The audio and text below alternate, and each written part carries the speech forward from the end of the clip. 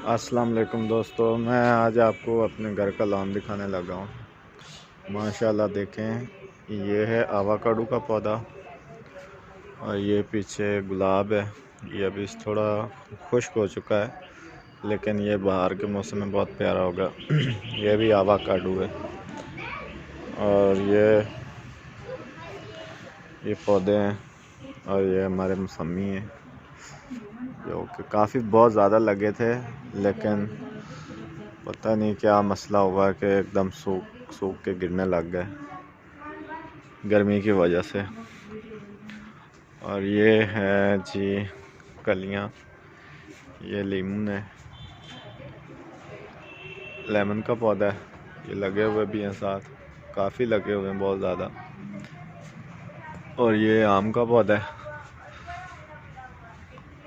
और ये भी मौसमी है जो काफ़ी लगे हुए हैं, काफ़ी बड़े बड़े। ये देखें, अगर आपको पसंद आए तो लाइक एंड शेयर कर देना, शुक्रिया। ये देखें, ये देखें।